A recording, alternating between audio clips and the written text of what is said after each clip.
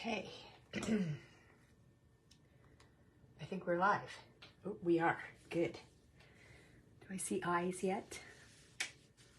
There we go. Welcome.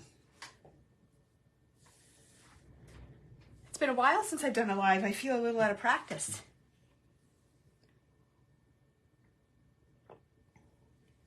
Oh, here comes everybody. Welcome, welcome. Happy Friday. I'm hoping for a big turnout today. We've been hyping this up a little bit because it is one of the most exciting programs that we are running in 2024. That's just my personal opinion. It's the one that I have the most fun with, for sure. Hello, Happy New Year, everyone. I hope you all had a wonderful holiday and a nice break over Christmas. I know it's usually busy with family things, but I know I certainly enjoyed the time off. We did have 3 days in a row of family Christmas, so that made it very busy. But I had a little time before and a nice chunk of time afterwards. And I know many of you are aware, because I've been posting, that I did a major overhaul in my craft room. So I am really enjoying being in here.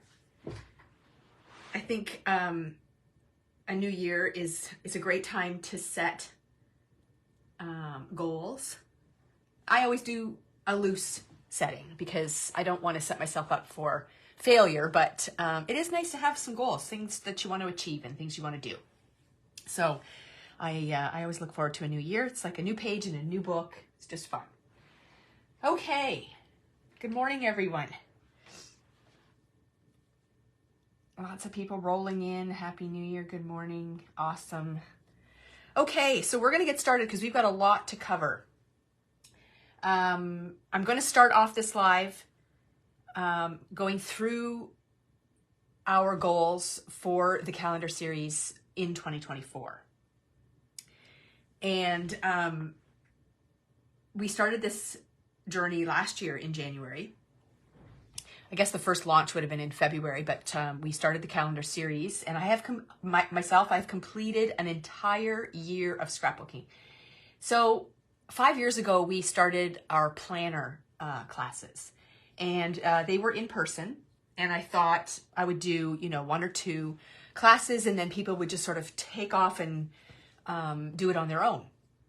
But that was not the case. Planner lasted 5 years. We are just going to be releasing our very last planner kit on the 15th of this month. And we've decided to discontinue doing planner. Not that it wasn't a successful venue, because we still had 50 people each month that were doing the planner. So it was a very successful thing. And I just felt like it was time to move on, time for a change. Those of you that are in the planner group and you want to continue, you have all the tools and the skills required to do that. So I know that there will be people that will carry on with it on their own. But it was time for us to make a change. And so I implemented the calendar series in January last year. I have had this in my head for such a long time, even before I launched Planner. And I just never got around to doing it. So I just thought it was a good time to start it. And I'm so glad I did, because I was no longer doing planner myself. I found it to be a little bit too time consuming for me. I handed the design work over to Amanda a couple of years ago. She did a fabulous job with it. And we are so grateful we had her to step into that role. But I really wanted to play a role in the design portion of our business, because I feel like I have this vision and I really want to bring it to life and pass it on to our customers. So the whole goal behind the calendar series is to give you inspiration to create on the scrapbooking side of things. We focus a lot on the card making. And I am still a scrapbooker at heart. It's where my crafty brain likes to go. But as a business owner, obviously I have to follow the trends, and I do not dislike card making. If you were in my craft room right now, 75% of the supplies that are in here, I would say, are on the card making side of things. Not that that means that I am exclusively a card maker, because all of those supplies, or a lot of them, can be transferred over into scrapbook layouts, and I'm definitely doing that. If I was creating just my own pages, oh my gosh, I think there would be a massive crossover, but I have to be mindful of the fact that not all scrapbookers have card making supplies.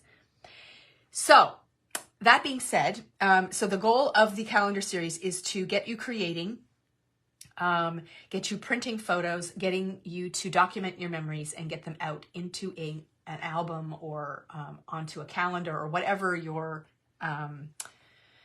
choice is. So the way the calendar works, the calendar series works, is that it is designed to, it's designed to give you 3 options.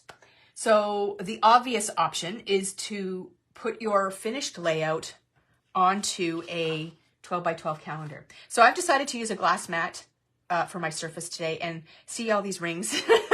Those are the glare from my lights. This might be the last time I do this. I don't know. My desk blotter is getting very splattered up with ink things, and it's just not very pretty anymore. So I need a surface to work on, and I love to work on glass. So that's what I'm going to do. Maybe I need to get a glass top for this desk. That might be my next thing. But anyways, so the obvious option, and I say it's obvious because we call this a calendar series, is to use a 12 by 12 blank calendar. And you would create the layout portion of the bundle, and you would mount it on the top part of this calendar. Okay, and then this would hang on your wall. You could give it as a gift, you know, whatever you want to do. And then the bottom portion here would mimic the calendar portion that I'm going to show you when I talk about the layouts. So this is how our series started out. Okay, so I see we have a newcomer. Everyone, welcome Sin. Hello, Sin.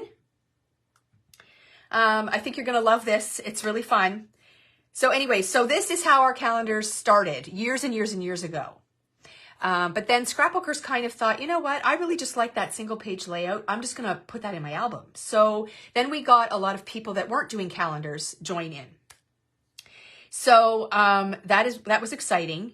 And the way we were doing those kits, we were very, very restricted on, you know, what we could put into them, because everything that was in the kit, you could create the layout that we shared.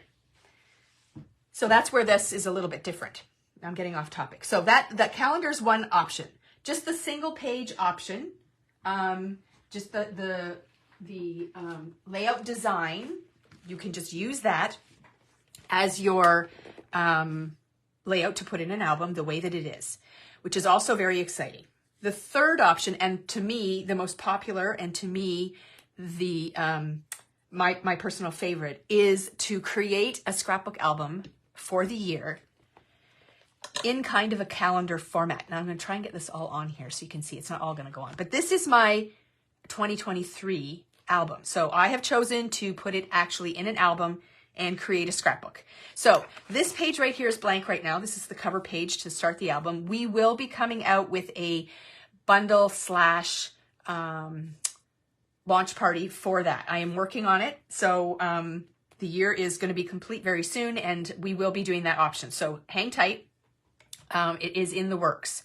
It's not as time sensitive as getting the January page done, because I need to get that done so I can get things ordered as far as add-ons and things. So I'm going to do that first, then I'm going to do this, because this can wait just a little bit, but we are working on that.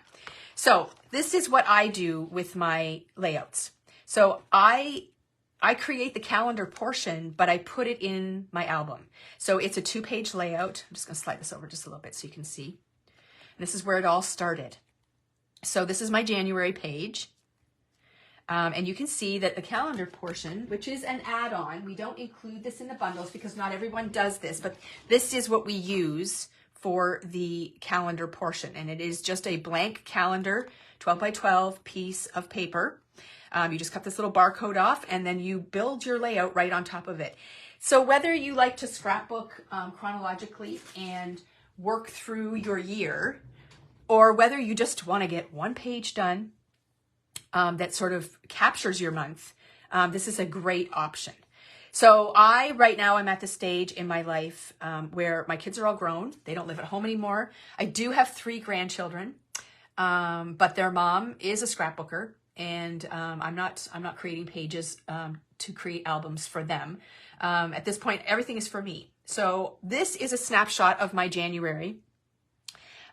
We recently had gotten a snowmobile, so that was the main focus. And then they're just little snippets of things that happened in the month. And that's all I'm going to do. If you wanted to, you could follow that page with a few other layouts that you create for the month of January, and then you'll jump into February. So here's your February page. Again, I picked a highlight for the month. It was Liam's birthday. So he was the star of the show, and then just a few snapshots of things that we did in February. And then March, here we are again. And you'll notice that some of the pages on this side, things are a little bit sparse. There's not a lot of photos. I'm not a person who just takes photos so that I can fill in the blanks. Shelby makes me laugh because during COVID, we were, heavy into the planner, and everyone was saying, yeah, how many pictures of my cat can I take? Or how many pictures of my dinner can I take? Because I'm not really doing anything. So I'm okay if things are a little bit light on this side, because that's life. There's not a picture every day. And then this is our April page. And you can see as we go through them, they are all very different. We try different techniques. We practice, working with our inking and our stencils. We try different supplies. So the whole idea is to inspire you to try different things and see what you like and what you don't like. And then here's May. Weather's starting to get a little nicer, so we're going to get outside more. There's going to be more photos. This was one of my favorites for the year, and this was the June page. So you can see it's sort of filling in a little bit, and also my style is changing a little bit on this side. First I was trying to keep my photos very much inside the box, and now they're sort of growing and changing the way that they look. So very fun way to do things. And this one I really changed it up. I went with a hexagon theme for the whole month, and so my photos are even in a hexagon shape. So you can really do things outside the box. And that is the whole reason for this whole project. So this is August. This is my favorite page of the whole year. It's a very outdoor themed page. I'm an outdoor kind of person. It was on a trip that we took. I got 9 photos on this side, plus a bunch more on this. And again, I kind of clustered them based on what we were doing. So it changes every month. And here is September because, summer doesn't end in September. And then October, another favorite. We focused on rub-ons this month, which was really cool. And then that takes us to November, which is the last one that we released. Judy, yes, you know what? All you guys got to do is try this and you will be hooked. 100% hooked. It is just so much fun to do. So December is what we're going to launch shortly. And that will be the last layout that I put into this album. And then it will be complete.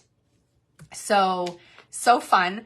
I am very proud of myself for being able to meet my deadlines and get all of these pages done. I actually have layouts in an album, which is, unheard of for me. So that is the third option for this calendar series. So although we call it a calendar series, it's just a monthly documentation of your memories, which is super cool. So I'm going to bring this back on just so you have something nice to look at. Okay, yes. And so some of the planner people are jumping in now, and they're saying that as a former planner person, they're now going to jump in on this. And I have a feeling a lot of our planner people are going to shift over and start this new journey in January when the January kit releases. So I think we're going to have a huge influx of people. Not only that, there are many people that sort of fell into this by watching our videos halfway through the year, and they thought, you know what, I think I'm going to start in January and start fresh. So we are expecting a large group of people, which is really, really awesome. Okay, so one of the goals that I set for myself each year is to obviously schedule more time for myself in my craft room. And I think we all have that goal. So I was talking to a customer yesterday, and she's retired, and she was struggling with the fact that she really doesn't get time in her craft room. Like, she's retired. Like, how can she not have time? So I see someone asking about the cost each month. So the cost may fluctuate. We'll get to that part in just a few minutes, so just hang in there. It may fluctuate depending on what is in the bundles. So I'll address that comment in just a couple of minutes. But back to this conversation that I had yesterday. It started out with organizing ideas and things. But I said to her, so when you make a dentist appointment, you obviously go to that appointment. You schedule it, you go. If you don't go, you get penalized. So we often show up for those things. And we all have things in our life that we have to do, whether we want to do them or not. But there should be time in our day, our week, our month, that we can set aside to give ourselves some time. So one of the goals that I set for myself is to schedule time for myself. I make an appointment with myself. So whether it be weekly, daily, monthly, however that works out for you, schedule an appointment and don't miss it. Don't let anything get in your way. So really schedule some time in your craft room, or doing whatever it is you like. So if it's reading, if it's going to hockey games, if it's all of those things, then yay for you. But just really schedule time for yourself. Make that a priority. Set a goal. Make an appointment. That's all it is. It's as easy as that. And whether you choose to show up for that appointment or not, that's on you. So I prioritize, or I try to really hard prioritize some time in my craft room that is just for me. So whether that is organizing something, whether it's actually creating something, whether it's researching a project, as long as it's for me, then I make that count. So that's kind of my goal for 2024. So I just thought I would share that with you as well. So let's talk about bundles. So what is in a calendar series bundle? So what it is the basic elements. It is not the complete layout. So when I was talking about our previous calendar series, inside the kit bag, you would get all the papers, all the custom die cuts, everything that you needed to create that page. So it was basically just paper. And that's where it sort of stopped. And it got very hard to get creative with only paper. So with this calendar series, I have given myself permission to get creative. And that's going to mean that there's going to be a basic bundle, and then there's going to be add-ons.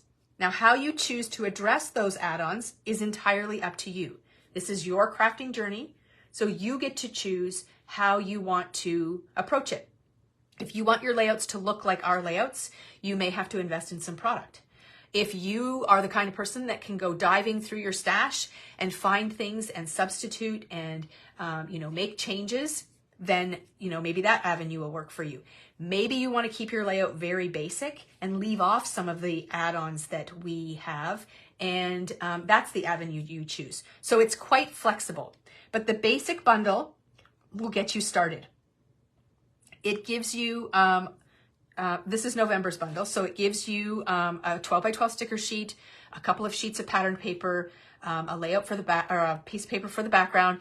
We threw in some enamel dots that month, and then you do get a color photo of the layout that I've created. So we've done the work for you. We've created the layout, and we've given you the inspiration. So from there, it's up to you on how you want to approach it. We also give you a QR code that is attached to your bag when you pick it up or get it delivered to you.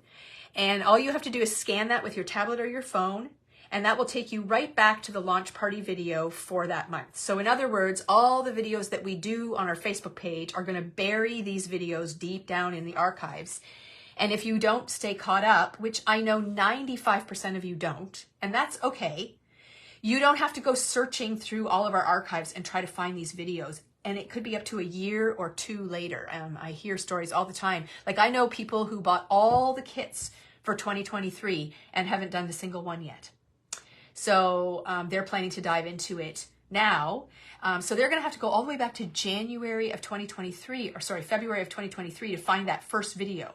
But with that QR code, you are able to just scan that and it takes you right there. So that's included in your bundle as well. So those are some perks that come with the bundle. Again, the goal is to expand your creativity. We want you to grow as a crafter. So we're going to be introducing new products, new techniques, and new ways of doing it. Sorry, I'm just reading comments. And then also introduce you to new supplies. Things you may not have in your stash, things that you've seen used but don't really know how to use them. We're going to show you how to bring those things to life. The other big goal is to get you to print photos.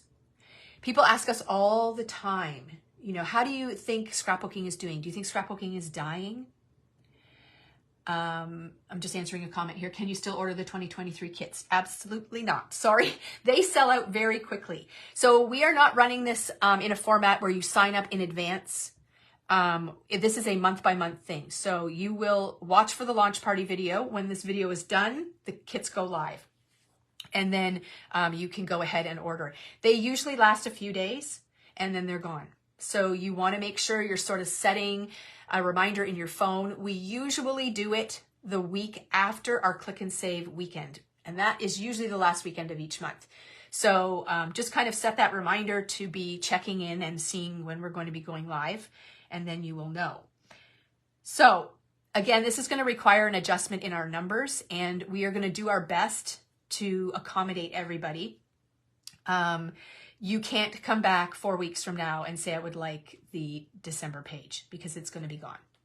It won't last that long. And we really don't want them hanging around. We want them to be, you know, introduced, purchased, gone. We're moving on. So no back orders for 2023. The only thing I do have right now for 2023 is the November page. And that's what you're looking at here. We have just a few left over. And then they're going to be gone. So if you have not jumped on and you want to get November, you can. It's still available. There's only 10 kits left. That's it. Then they're gone. So be sure to jump in. But what I was saying was one of the goals is to get you to print photos. People are asking us all the time, do you think scrapbooking is dying? It is definitely on a slippery slope downwards. And the reason for that is because people don't print photos. We take hundreds of photos each month, and they just get lost in our phones, and we post them on social media, and then we move on. We don't ever print them. So getting them printed and onto layouts is definitely going to keep the scrapbooking side of things alive, and we're going to do our part as well and keep people engaged and interested in that. So yes, printing photos is definitely on the top of the list for goals. Now, and I'll address that a little bit more in a couple of minutes. So add-ons, that is what elevates your experience with these bundles. The tiniest little elements make the biggest impact on your pages. And I'm going to go through all the details of our December page with you, point them all out, demonstrate any that need demonstrating, etc., just so you know. It's really what brings your page to life. They could include things like stamps and dies, stencils, different mediums, inks, twine and floss. This month I even included some buttons, custom die cuts, things like that. I can't be restricted too much on what I can do on a page, because what that does is it really affects my creativity, and you will be very disappointed in the layouts. So I'm trying to keep in mind, as I'm creating these pages, that you are going to be given the choice about whether or not you want to do the add-ons or not. You can pick and choose what you want to add. And so that part is going to be on you. I can't let that restrict too much what I do. Otherwise, my creativity is very limited. So the add-ons are a key part to this whole thing. And it's definitely going to elevate your experience. Okay, so I'm just gonna take a second and answer comments here. I miss film photography. When the roll was done, I'd process it. Oh my gosh, we reminisce about this a lot.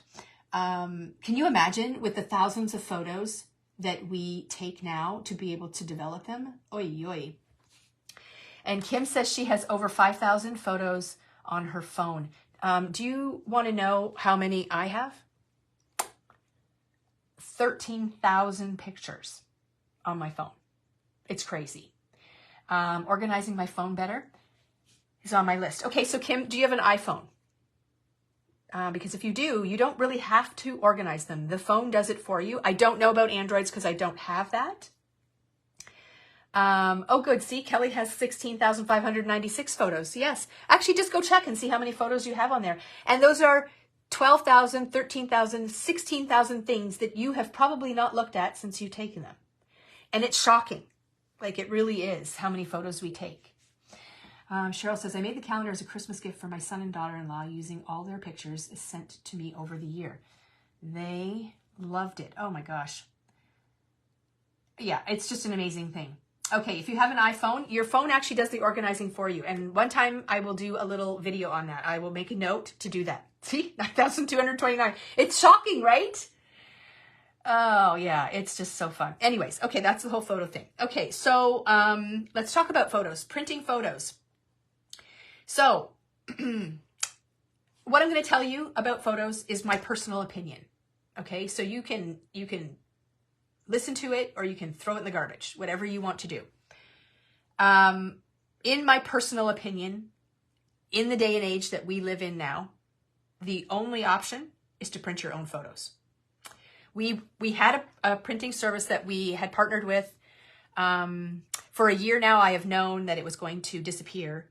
And they made the call December 15th. So we are no longer partnered, and we will not be partnering with another photo company.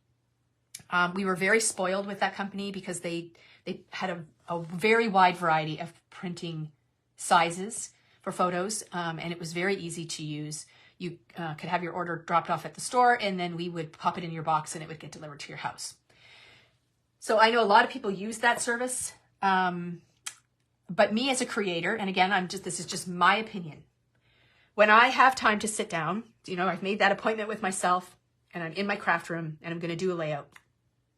Like my goal this afternoon is to get started on, the January page. And when I'm doing it, I need those photos now. I don't need those photos in 2 weeks. I don't need those photos in 3 days. I need them now to be able to create this page, because I don't know when the next time I'm going to have to sit down and do this printing or do this layout. So it is absolutely crucial for me to be able to print my photos immediately. So I have been printing my own photos for years. I have a large format printer that is an Epson. I'm not even going to give you the model because it's not going to matter. Mine is older, like it's several years old. So there's going to be a newer version out there. It allows me to print any size I want. I can do large photos, like 12 by 12 photos, all the way down to itsy bitsy photos. So that is really awesome. Now, when I say that I can print itsy bitsy photos, I don't mean that I could put a 2-inch by 2-inch piece of paper in that printer and print that photo. That is not how home printing works. You can put a 4 by 6 photo in there. That is a standard like photo print. And in order to get the small sizes, you need to collage a photo print and then put it on that 4 by 6 piece of paper, print it out, and then you'll cut it up.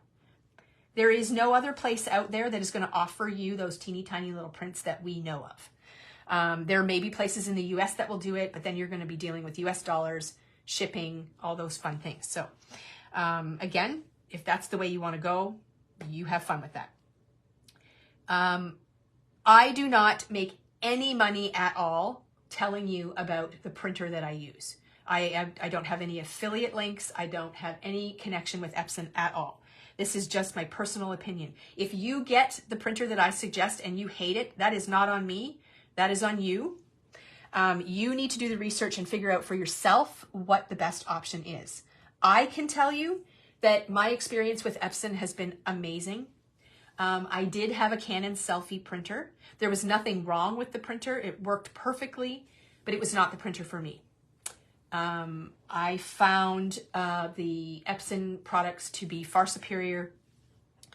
I have the large format printer and I love it, but I have recently just purchased the PictureMate 400, which is a small portable printer that works exactly the same as my large format printer. And it is portable. So when I go on my little retreat weekends, I can take that printer with me. If I just need a quick 4x6 photo, I can just quickly do that. So the PictureMate 400 is the one that I recommend. It's around 200, I think it's 279. I ordered directly from Epson. There is ink that goes with that printer. To my knowledge, you can use any photo paper you want. They do have a bundle where you can get ink and paper together. I see a bunch of people saying they have the printer. I know a ton of people were influenced by me and purchased that printer or asked for that printer for Christmas. So I know a lot of people are getting it and love it. You can print right from your phone. The collage app that I use is called PicFrame. So P-I-C frame. I've had that app for a very long time, so I don't know what it is now if you download it. Like I said, I'm an iPhone user. I don't know what other people have as far as Android options, but I recently purchased that app. They have a membership that you can do like $1.99 a month. There is a free portion of it, and then there's the paid portion. So the paid portion unlocks all the collages, which I was finding there were a number that I wanted to use and couldn't because they were locked. So I just did a lifetime membership. I think it was $39.99, and now I have that app for my whole life and I can use it to its fullest potential. So that's the one that I use. There's hundreds of collages in there that you can insert your photos into and print them out onto different sizes of paper. So 5x7, 4x6, different orientations and so on. That is how I do my printing. That's how I get all the small sizes and all that kind of stuff. A fun fact, for the December page, I printed a total of 3 4x6 photos. And when you see the page, that's all I printed, 3 pictures. So yes, it costs more per print to print your own photos at home, but there is zero waste. You're not over printing. So when you order photos from a printing service, you might say, oh, I need these, I need these, I need these, I need these. You can over order all the time. And then you end up throwing those out or not using them. So I printed a total of 3 pictures. That's it. And that is very economical. I can't say enough about it. It really works for me. So again, as a person listening to this video, don't take my word for it. Go and do the research, figure it out. I have been posting some organizing tips and things in our inspiration group. If you haven't joined that, you should. It's really great. Maybe Shelby can put the link up for that. But again, those things that I'm posting are really just my personal things that I'm doing. That doesn't mean that that's how you have to do it. Kelly. Kelly feels attacked on the over ordering. Yeah, I'm so sorry. Yeah, and see, people are saying Vicki Boutin recommends it as well. Well, it's great that Vicki Boutin is recommending the printer, and it's great that I'm recommending the printer. If it isn't the printer for you, someone else recommending it to you is useless. So again, it's good to have these recommendations, but you really do need to do a little bit of research on your own to make sure that it's the right fit for you. Same thing like I'm telling you about this bundle thing. The way I design the layout might not fit for you. Maybe you want to do it slightly different. The bundle gives you the base. You can do what you want after that. This is your journey, your crafting journey, your printing journey, your organizing journey. You have to make the choices that are best for you. Okay, awesome. Shelby did put the link up for our inspiration group, so you can request to join that. And then we talk about all kinds of fun things in there. So the printer has been a hot one. People are saying they use PicStitch, ton of collages. Yeah, there's tons of things that you can find that work for you. So those options are out there. So that is my spiel on 2024 and moving forward with the calendar series. If you have further questions, please feel free to email the store. If you're in the store and I'm there, I'm more than happy to talk to you about, yes, Barb, it is the PM400. That's right. Are you ordering it right now? I love Epson too. Some of the inks for certain printers are archival quality. Yeah, I don't get too worried about that anymore. I'm not even sure that there's a problem with ink being an archival issue. I have no idea. They say your prints are going to last hundreds of years. If they do, that's great. I'm not going to be around, so it won't much matter. So I just kind of go with the flow. I cannot stress about every little thing that comes up. But in my opinion, having an option for you to print at home is crucial at this time when you are scrapbooking, because you're going to be able to get your photos instantly. So that's just real important for me. Okay, so anyways, this is the November page. If you want it, I suggest you order it today, because if you don't, you're going to miss it and it's going to be gone. So there is, right on our homepage of our online store, there's a button that says calendar series. In there is 12 months of stuff. So you just have to click the right button, and inside there you'll find the bundles and all the add-ons and things. Just looked it up on Epson and Amazon. It's almost 200 more on Amazon. Yeah, Amazon isn't always the greatest option. Amazon over Christmas did have it the same price as Epson did. You know, Amazon isn't the be all and end all. Sometimes, you know, you end up paying a little bit more. Now, mind you, for the convenience to come to your door the next day or the same day is sometimes worth it to some people, but do your research and make sure that you get it. I ordered directly from Epson. I think, you know, that's the best option to go. If you have a few friends that, oh my gosh, let's talk. I can't think. A few friends that have the printer, you can get together and buy your ink and paper together. Did I just see?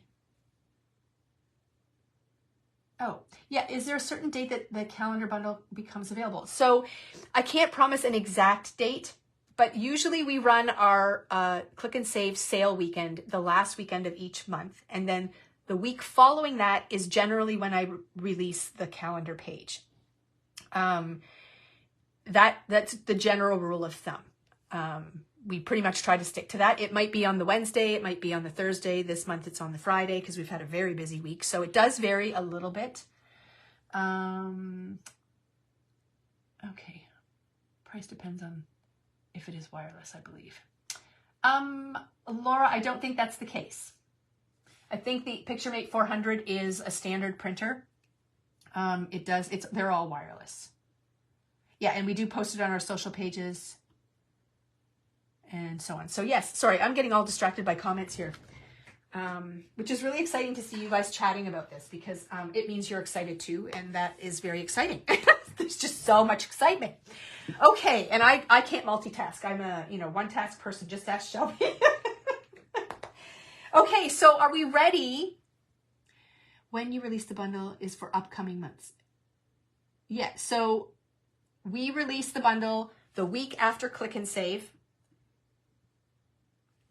And that is for the previous month. So January's page is not going to come out until February, because January hasn't happened yet. So January has to happen, and then the page will release. Okay, I'm not reading Shelby's comments. She's making fun of me now. Okay, so now I'm going to reveal December's layout.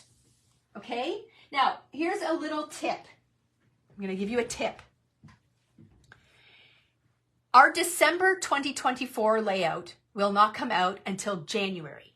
So if you're making a calendar to do as a gift, December will not be complete.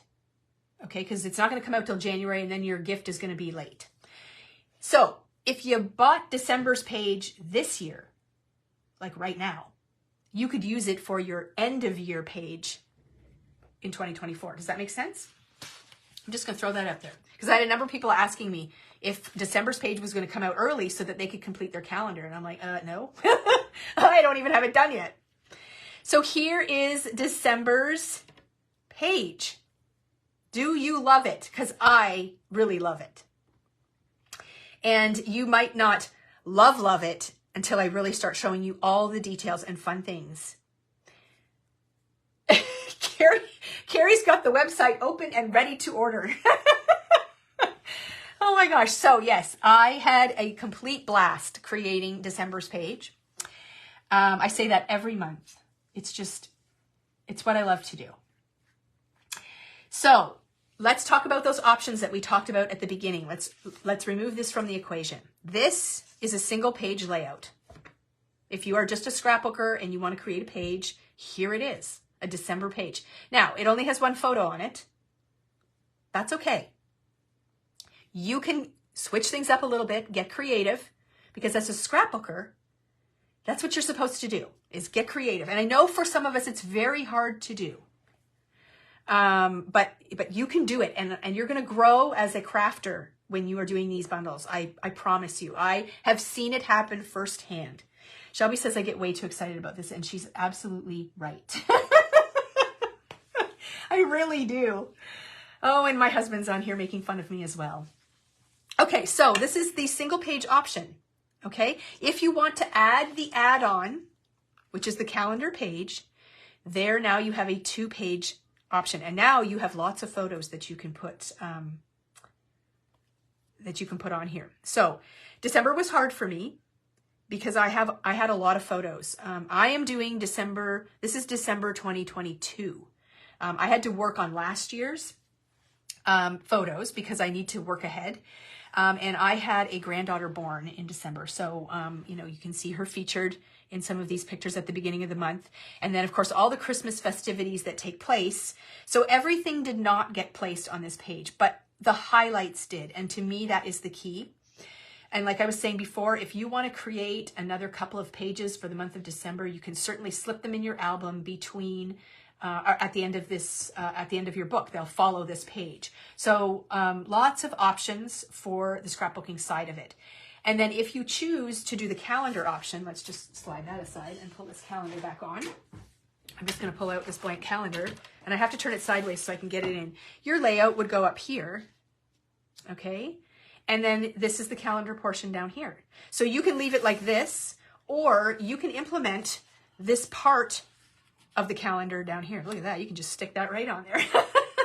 So this is what would go on your wall. So no matter how you do this project, it's a win. So, so yeah, so that's how that works. So now I'm just going to put this down here. So when I insert my December page into my album, I will have completed an entire year of memory keeping, which is, again, unheard of for me. And I'm very excited about that.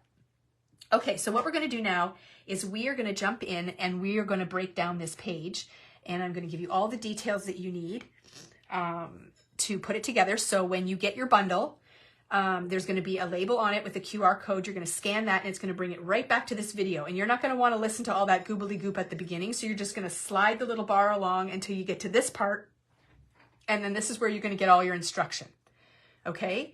Each month I don't go through all of the stuff that I went through at the beginning.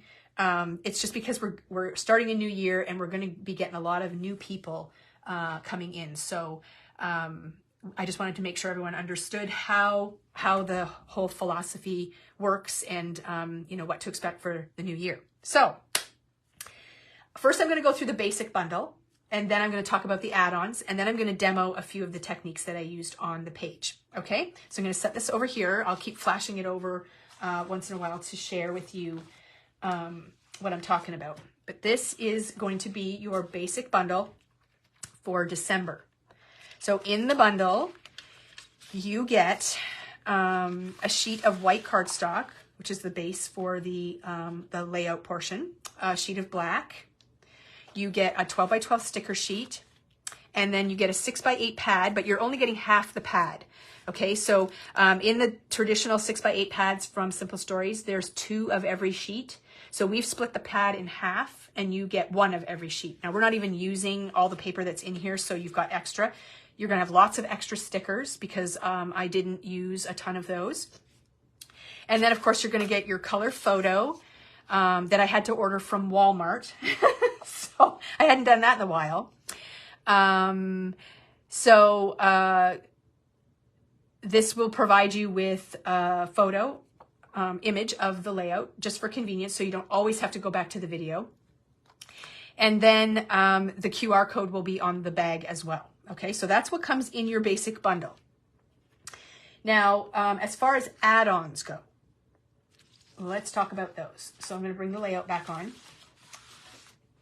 There are a few this month. I was really easy on you last month, but this month we kind of went a little bit more crazy. And some months are going to be like that. But again, you can approach this however you want. You can look in your stash and see if you've got things that will work. You can purchase some new things and try out some new stuff. Or you can just keep it very basic and eliminate some of the things that we've done on the layout. But I will tell you again, in my opinion, again, throw it in the garbage can if you want to. It's all the little things that you do to your layouts that make them look like you're, you know, scrolling through a page on Pinterest and saying, wow, I wish my layouts look like that.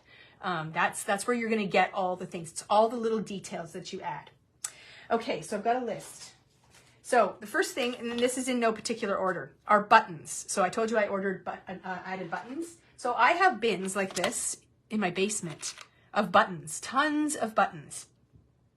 They were a big thing back in the day, and I just have not been able to part with them. So I have storage downstairs in my basement, and they are all on the shelf down there. And so when I was doing this layout, I wanted a little something to create some dimension and interest. So I added 2 black buttons. Now, you don't have to go with black. You can go with red. You can go with green. You can go with a craft or tan color.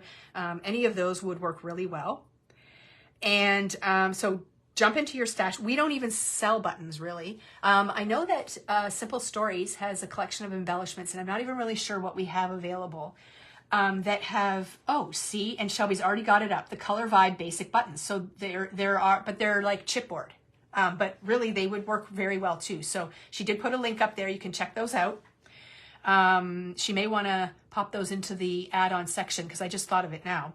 But if you have buttons, you can pull those out. So I used a couple of those. And inside the buttons, I'll just hold it up here so you can get a better look. So inside the holes of the button, I did add some black twine. So we sell this twine by the yard. I think it's a 2-yard minimum. This stuff is amazing.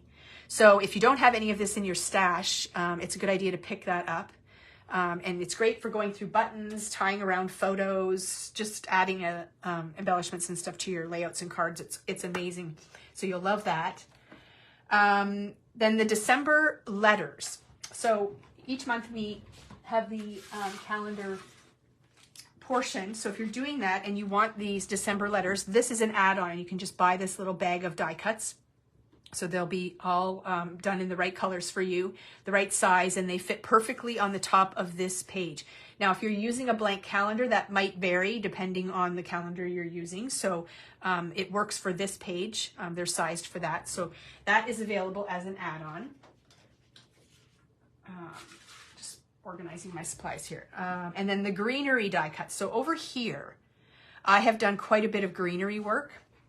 So what we did, we had a discussion about this over the Christmas season, and the Christmas season starts in July in our store. Many companies came out with dyes that create greenery. Honeybee was a big one. Spellbinders had quite a few. We don't have a lot of inventory left for those.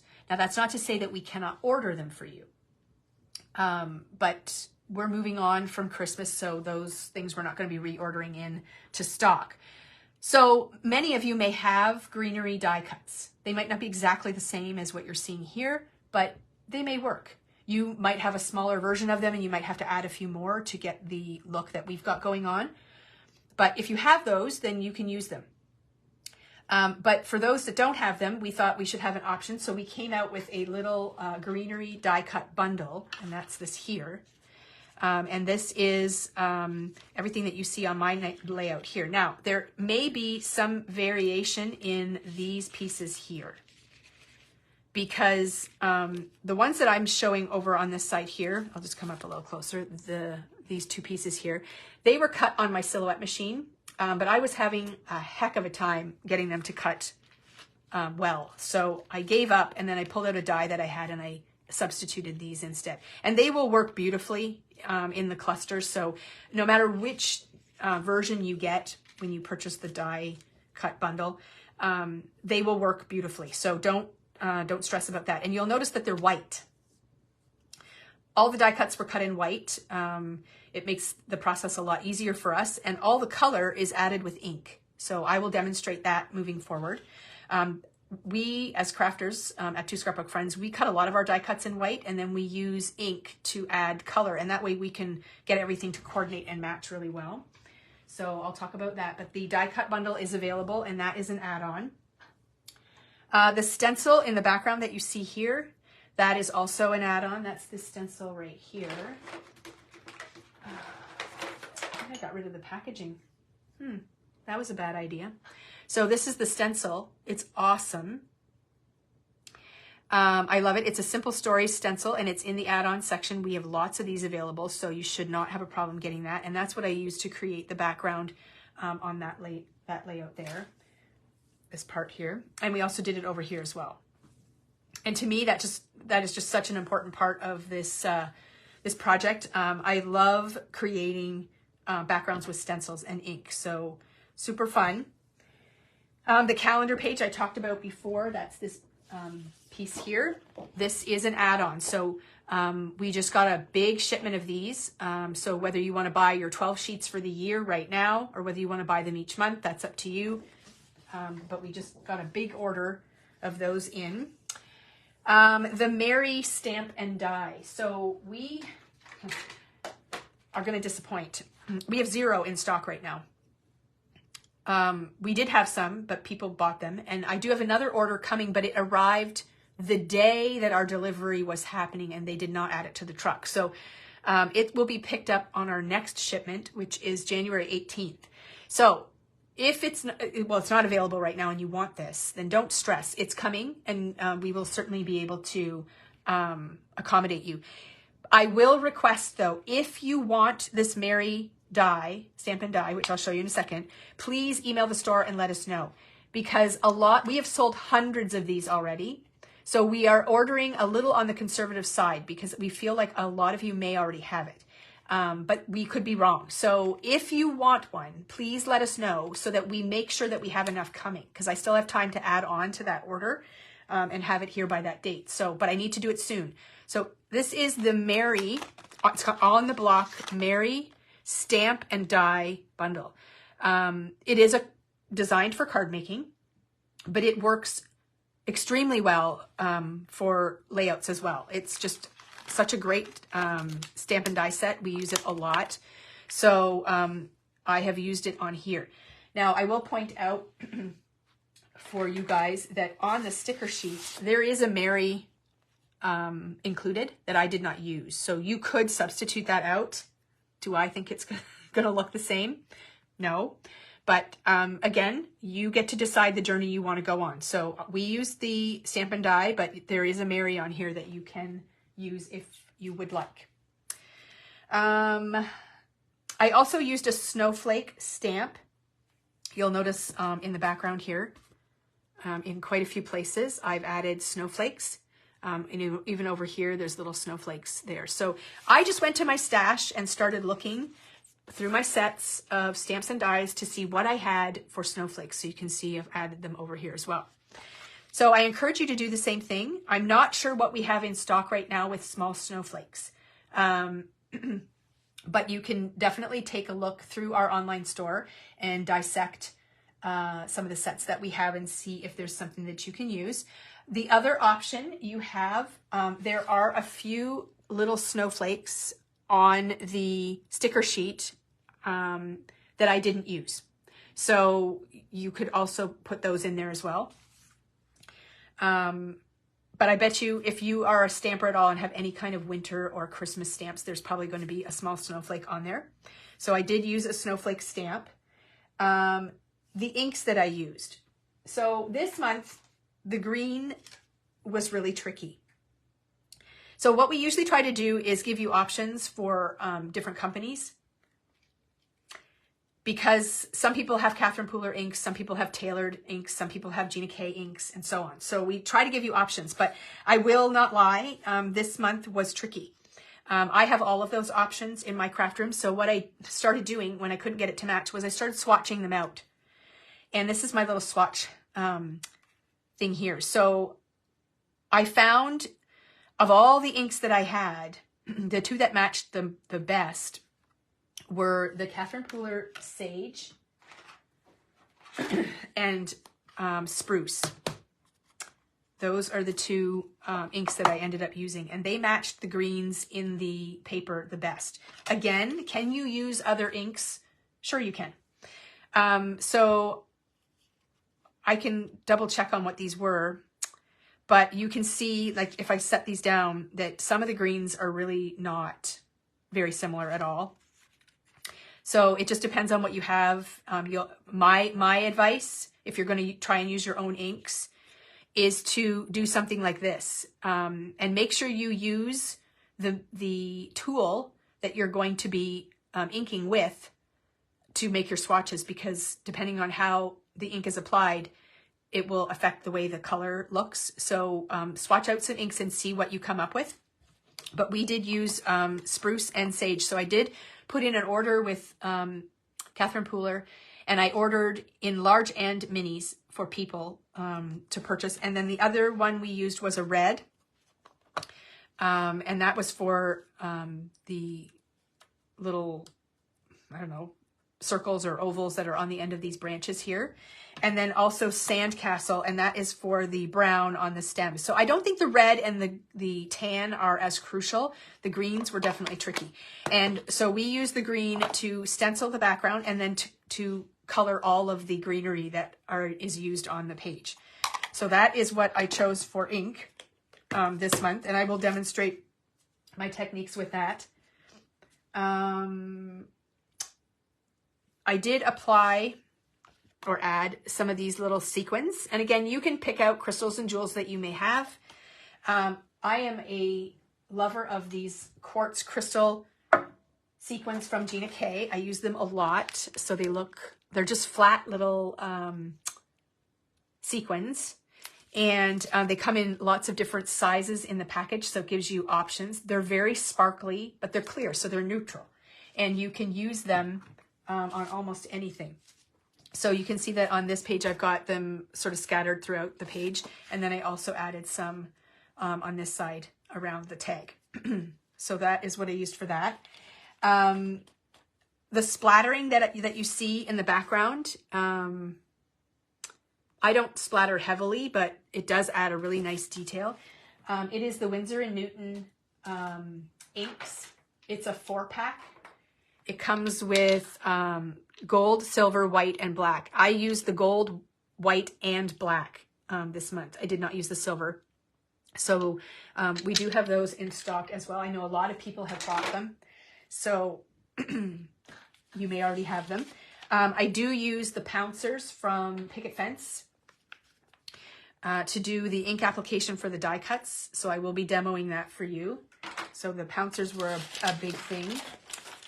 And then I did use an edge distresser for the edges of my cardstock. You can see that they are sort of distressed.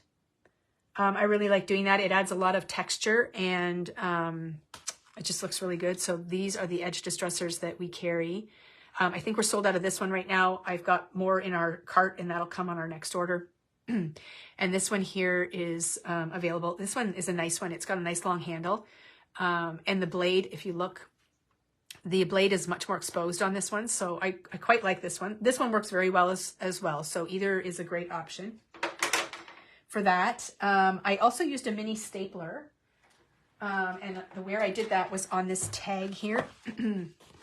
I stapled this paper tab on with just a tiny little stapler. So that is the tiny attacher from Tim Holtz. I've had that in my stash for so long.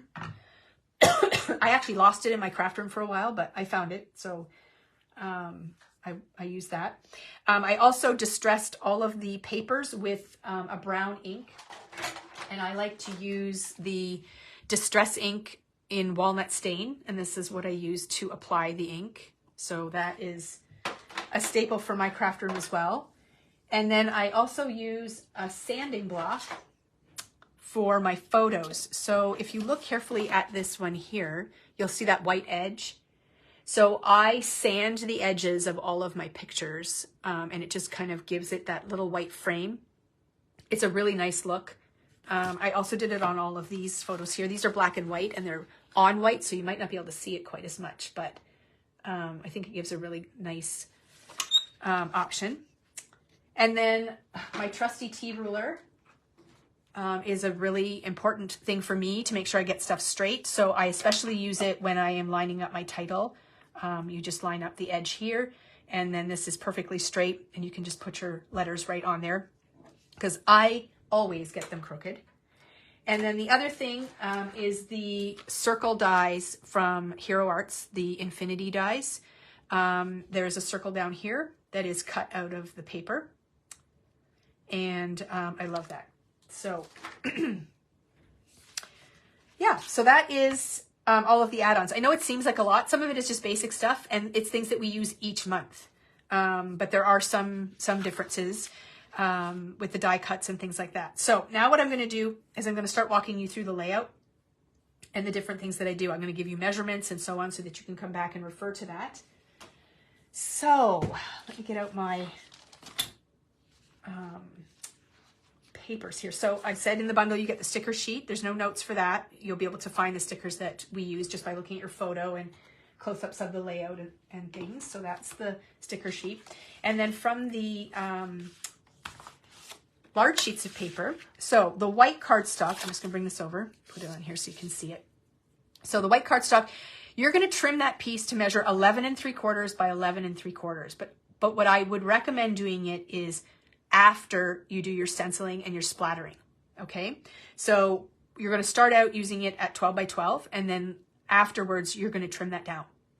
So you're only taking 1/4 inch off the top and the bottom, but depending on how everything gets laid out, you may want to take 1/8 of an inch off each side, or the full 1/4 off one or the other. I just recommend waiting. And then the other sheet, the black sheet, what you're going to be doing is cutting the center out of it and using it for a mat for your white. Okay, so does that make sense? So I'll flip it over so you can see. So you're actually going to be cutting the center out of that. So I will demonstrate that for you and show you how we do it. But that's what you do with those two sheets. And then the paper pad, I just went through here and I put sticky notes on the papers that we're going to use. So we don't use this one at all. That's just an extra sheet. And we're going to use the reverse of this paper here. So it's the dot side that we're after, and I'll show you on the layout. So if it is helpful for you, I recommend that you draw yourself a little diagram of the pieces that you have to cut to make sure that you cut them the correct way and you get enough paper. It shouldn't be a problem, but if you don't have a lot of experience, following along in a format like this, it's very easy to make a mistake, and you may have to substitute with paper you have in your stash or something. So just to avoid that, the first one you want to do is a piece that measures 1 3/4 by 8. So these papers are 6 inches by 8 inches. So if you need an 8-inch piece, you're definitely going to have to cut the long direction. Okay, so 1 3/4 by 8, that's this piece right here. And you'll notice that we've cut this on an angle at the end here. So in order to do that, it is a 1-inch angle. And what I did was, this side is 8 inches long. This side is 7 inches. So you're going to measure up from the bottom corner and make a mark at the 1-inch spot. And then you're going to cut on a diagonal from that corner up to that spot. And that's going to give you that angled cut there. If you don't want to do that, you can just make this a rectangle and call it a day. So that is where that piece comes from. And then the other piece is the circle that's used over here. And that's where we use that Hero Arts Infinity die. We use the die that is 2 3/4 inches. So you just measure the cutting blade from side to side, and you'll be able to pick out the die that works for that. If you have a punch or something like that that you can use, maybe you want to use a cup from the kitchen, whatever works. but you need a circle that fits in this area here. I love the infinity dies. We use them a lot. We've used them on several of our previous layouts, and they're just a great tool to have in your craft room. So nothing out of this paper here, the one with the holly and stuff on it. What is happening? And the stripes, so we're not using that one. We're not using this one either. So see what I mean? You get lots of extra paper that we're not using. And we're not using this one. But we are using this fabulous plaid. There's no way I was giving that up. So this piece here is 1 1/4 inches by 6. So again, this is 6 inches. So you can cut across, and then you need 4 pieces that measure 1 1/4 by 1 3/8. And I use that to fill in my blank squares. So you may want to cut a few more of those depending on how many photos you have or how you lay this part out. Because this element here can be moved to the top, it can be moved around. So you may lay out this side differently. But either way you do it, it's great. So that's what we use the plaid for. And then this one, we're going to use the reverse. We're going to use the red side of this one. Okay, so that is this piece right here. It's this long rectangle here, and that measures 3 inches by 5 inches. And again, I'm using my edge distressor on all these papers and my ink, my brown ink, and then I'm sticking them down. And then we're also going to use this floral. So this one we cut quite a bit out of. So really make sure that you're making a little diagram, because you need 3 pieces from this side, and then you also need a piece from this side. Okay, so I'll go through what we did. So 3 1/2 by 4 1/2. That's this piece that goes right behind the photo. And then there is a strip of it right here, and that is 1/4 inch by 6. And then over here, the tab is 1/2 inch by 3. And then I just loop it over. And then from the green side, you want to cut, let's just move this over here. The green side, you're going to cut this piece here, and that is 2 1/2 by 4 1/2. Okay, so you're cutting all 4 of those pieces out of here. So again, draw yourself a little diagram so you make sure that you get all of those pieces cut the way you want. And then we are using the reverse of this paper, so it's the snowflake paper. And we're going to use that in 2 spots. So one of them is this little piece right at the back here. And it measures 4 by 4 1/2. Okay, so the 4 1/2 is going this way. 4 is going this way. And then the other piece is on this tag right here in the background, 2 1/2 by 3. Okay, so the bottom part, the length isn't crucial because you're not going to see a lot of it. You're covering it up, but you want that width of 2 1/2 by 3. So that is that paper. And then we're not going to use that candy cane one. And then the journal cards, you want to use this Rejoice journal card. And that is actually this tag right here. So that's a 3 by 4 card. And then you're going to do 1/2 inch angles. So you just measure in and down 1/2 inch from the corner, and then you're going to cut it off on a diagonal. And then the snowflake piece we cut here, that covers up this Rejoice part. So it looks like we just used regular cardstock for that, but we didn't. So that's what you're going to use that for. And then this one, we're going to use the back of it, and we're using this bird paper, which is upside down. Let's turn this around. So the bird paper is this large piece here. It doesn't go all the way over here. It just kind of stops here because this all covers it up. So that's 3 3/4 by 6. So it's 6 inches long, 3 3/4 high, because it does matter because of the pattern. If you cut it wrong, your birds are going to be going the wrong way. So 3 3/4, and it's 6 inches this way. And then you use a small strip of it right here on the bottom of the tag that is 1/2 inch long by 4 1/2 inches. No, sorry, 1/2 inch tall by 4 1/2 inches long. And then you're going to cut a 1/2 inch angle on that piece at the end.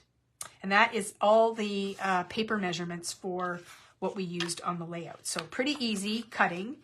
And like I said, when you get that bundle in the mail or you pick it up, you can scan that QR code and just come right back to this video for all of that. So a couple things I'm going to demo here. I'm going to make myself a little list so I don't forget. Where's my pen? So I'm going to demo the stenciling, okay, just to give you an idea how that works. I am not going to do the splattering, but I will show you what I use to do that. So the stenciling I'm going to share with you. What else am I going to share with you? Oh, and I'm going to show you how we color the die cuts, okay? Just so you can see how that process takes place. And then the rest is pretty much self-explanatory. You just, sort of layer your stickers on, and I do use foam adhesive on some of the stickers to pop them up, but then others I don't. I tuck them in behind, so that creates that level of dimension, which is really nice. And all the die cuts and stuff, they're just sort of layered and tucked in, and I will show you the process on those. So let's get started on that. So the first thing actually I'm going to do is show you how to cut the center out of this black piece, because that we do that quite a bit. I've demoed it before, but I just want to make sure that you know how to do that. So I'm going to pull out my slide ruler trimmer. Depending on the type of trimmer that you use, like if you have a rotary blade trimmer or a guillotine trimmer, you can't do that this technique with that. You need something that has a stop and start point. So that's when I use this trimmer. Debbie Moore, no, you cannot sign up to get the entire year, unfortunately. Because the price varies a little bit on each kit, or it may, we don't have a 1-year price for everything. It's just month by month. So you just have to be on the ball and watch for our videos. But like I said, we try to do them at the same time each month so that there is consistency there. Okay, I'm just going to grab a drink here. Okay, so I've cut the barcode off. So depending on your trimmer, I have the option of measuring on the right side of the blade cut line, as well as the left. So depending on how you do it, I'll show you both ways. It's easy for me to just put the edge of my paper on the 1-inch mark, and then I know I have a 1-inch border here. If you don't have that option, then you're going to look at this end of your paper, and you're going to put the edge of your paper on 11 inches. So that's 1 inch in from the 12. Okay. Then what you're going to do is you're going to place your blade at the 1-inch mark on your ruler. Okay. And then you're going to stop 1 inch from the bottom down here. So I'm cutting from 1 inch to 11 inches. You lift that up and you rotate, and you do that all the way around your paper. And that will make it so that the middle just pops right out. Now, do your intersection lines have to be perfect? No, because you're going to be layering that white paper over top. So you're not going to see where the blade intersects. But you want to try to be as accurate as possible. Now, the reason we do this, sometimes when we're creating, we're going to use this inside piece that pops out for paper on the layout. Now, this time around, I did not. But there's no point in covering this up. You can cut this out, and then now you have all this black cardstock that you can use for something else. So sometimes we do use that paper on the layout, but this time we do not. So that is how you cut the center out. So now this piece is ready to go. And once we cut this piece down, this will go right on top, and it'll allow that little black border to show all the way around. Make sense? So that's the border part. I'm going to set that aside. And now I'm going to show you how I do the stenciling for this. Okay, so you have the benefit of me already knowing about the placement on this. So you'll notice that my stenciling starts about 1 inch in from the edge of my paper. Now, keep in mind, you're going to be trimming this off. So you can do all your trimming off this side, so you can use this edge as your guideline without a problem. But if you were creating this, once you got your stenciling on and things kind of in place, if you decided that it looked a little lopsided, then you can decide which side you want to cut off of. But I'm going to tell you that I'm going to place my stencil in about 1 inch from the edge of my paper. Now, again, you can get out your T-ruler and make sure that this is really straight. I don't think it's that important for this. So what I'm going to do is just get some tape. Oops, I've got some right here. So I just use a low tack tape. Now you want to be extra careful when you're taking the tape off because this is your background. It's you don't want to be tearing that paper. So just lightly put it in place. It's not, doesn't need to be anchored down like crazy. And then you're going to basically do some stenciling in here. So the effect that I really like to achieve is that my edges kind of fade out a little bit. I don't want the color to be even on everything. It's okay for it to be a little bit off. So that's kind of the goal that I try to achieve when I am inking. The other thing you want to be careful of is when you're swirling away here that you don't go over the edge and end up with like a green line going straight down the side of your page. So just be very mindful when you are inking that you don't get carried away with that. So I am taking my blending brush and I'm actually removing some of the ink onto my mat because I don't want to go in too harsh, and I go in with a very light hand. And the darkest part of my inking is going to be sort of in the center of my stencil. And then I start working my way out. Again, being very mindful of the edge of the stencil there. And also over here. So I'm focusing my blending on the inside right now. And then slowly, as I get less and less ink on my brush, I start working my way out. And you'll notice that like this side of the tree will be much lighter than this side.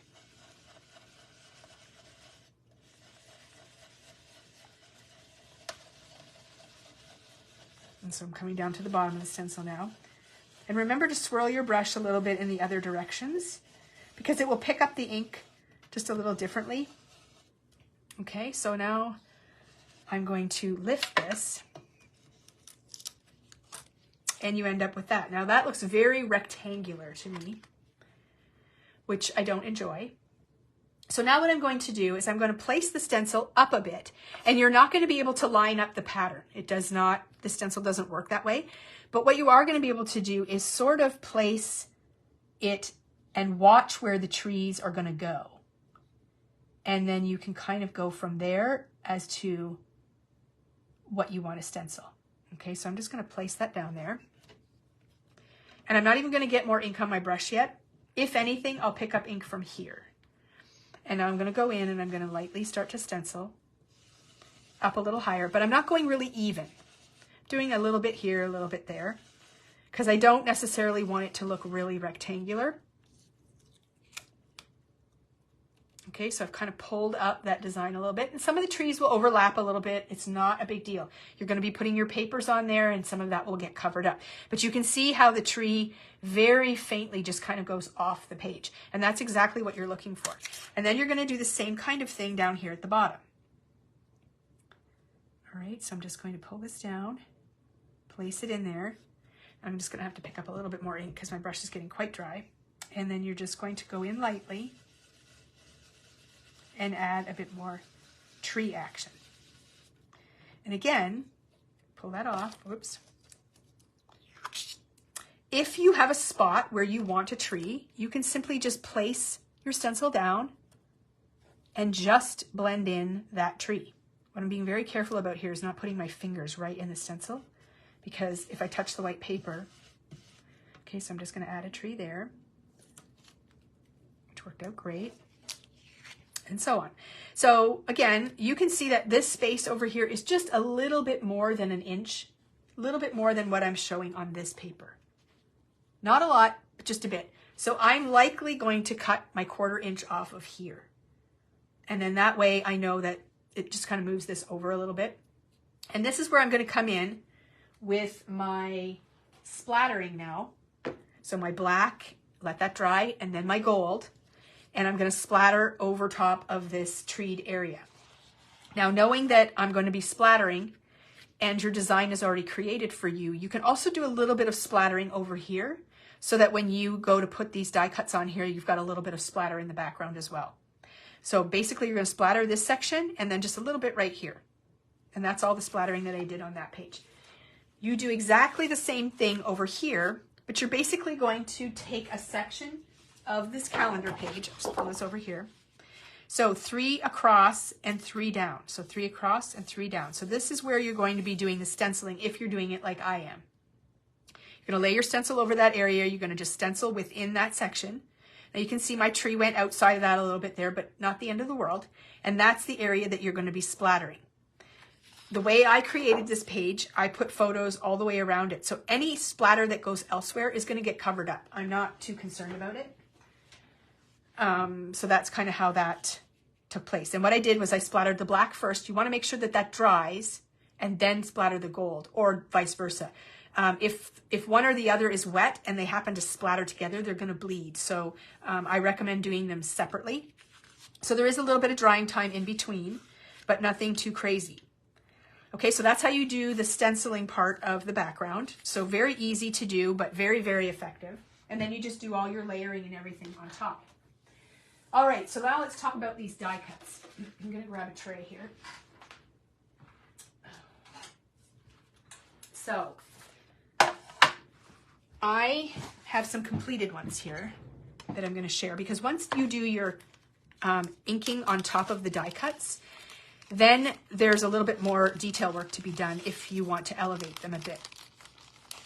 So these are already assembled and inked. So on the back, they're white. Okay, and then they are green on the top. But you'll notice that I have white splatter on them. And that was done with the ink splatter in the white jar. After the inking is done, I'm trying to flip this over here. What I did was I put these in a splatter box and I splattered white ink on them. So it really gives it kind of a snow speckled look, which is really awesome. I was really, really happy with how they turned out. So this is the other style of fern that you may receive in your bag. These were done on the silhouette, but like I said, I abandoned it pretty early because it was just a nightmare to cut. This is what your ivy will look like. There's 2 different sizes. Okay. Are you able to buy the stickers separately? I don't think we have any more in stock, Kim. This line came out like in August, so I'm pretty sure we're sold out of all that. We don't usually sell the elements separately. Generally, it's the bundle that is available. So those are your 2 different sizes of the berry bushes. So you could see, again, this is all white on the back. So the brown ink I used on the stems, and the red I used on the branches. The brown is pretty flexible. Any kind of brown that you have would probably work. Yours might be a little lighter, a little darker. As long as it's kind of like a branch, I don't think it really matters. And then the ivy and the branches, like there's 2 different sizes of these as well. Let me just see here. Yeah, so 2 different sizes. So this one will be on this side here, and then the smaller one just gets kind of tucked in over there. But you have a photo of the layout inside the bundle as well, so you can kind of pull it up close and have a good look at it. But that's the finished look that you want for your die cuts, is to have that white splatter on it. Again, do you have to do it? No, but it's one of those little details that really adds a lot of dimension. And then even once I'm done, what I do is I take my brown ink, and my ink applicator. So this is the walnut stain ink, and then I will go over the edges and just deepen that color just a little bit more. You can even take these die cuts and crumple them up and then uncrumple them to give them more texture. So you can play around with those a lot, and it really makes a big difference. So I'm just going to pull this up here just so you can kind of see. So there's one inked and one not inked. And you can see the difference that little tiny, oops, it's focusing on the stuff below. That little bit of inking on the edges really creates a very soft and more realistic look. So each little thing that you add really makes a big difference, I think. So now I'm going to show you how I add the color to those die cuts. It's really very simple. So I am using a grip mat. So these are from Waffle Flower. You do not need this, but it does make a big difference. So you can put your die cuts, let me just grab some die cuts somewhere. Where's the ones I had? Oh, here we go. So this is one of the die cuts. You can take your die cut, just put it on your surface and hold it with a pair of tweezers and do your inking or pouncing or whatever you're going to do. And then just sort of move it around and add the ink. But what happens when you use a grip mat is that it holds it in place for you. This mat is sticky. It's made out of the same material. Judy, you can buy 15 kits a month if you want. Yeah, you can. You can order as many as you like. It's up to you. Oh, pardon me. Okay, so this is a very sticky mat, and it's made out of the same material that that your stamps are made out of. So to clean it, you clean it the same way you clean your stamps. Often I just use my stamp chamois. Every once in a while I'll take it out to the sink and I'll run it under warm water with some Dawn dish soap, just clean it up real nice and let it air dry. And when you do that, it gets sticky again, really sticky. But this holds my die cut in place.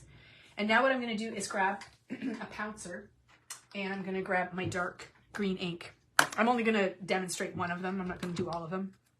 So a pouncer is like a little sponge on this little holder here. And they're little mini trampolines. Like, they really bounce like crazy.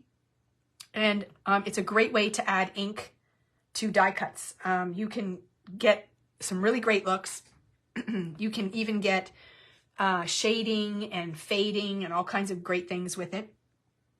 They are all the rage. These are the normal size pouncers. They also have pint size pouncers that they just came out with. I have those here to show you. Here's the pint size green one, the different sizes. So this is the regular one. This is the pint size. So these are just baby versions of them. If you are working on larger things, it's nicer to have the bigger ones just because it covers more area quickly. But if you only have the small ones, that works too.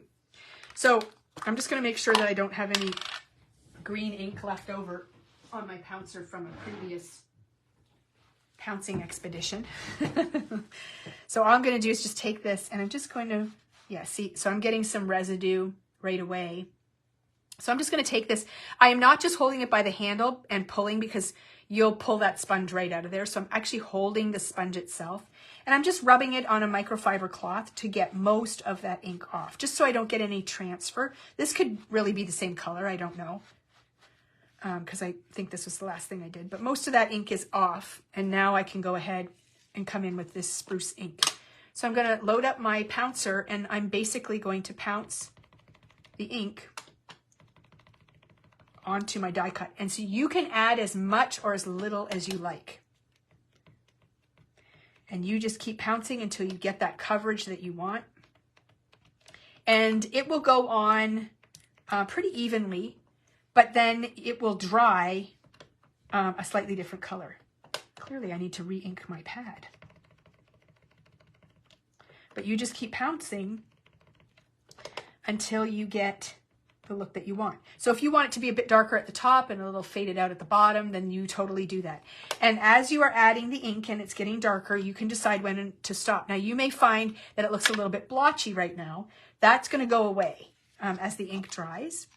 And sometimes, like, I can see some of my edges are just a little bit lighter. That's okay.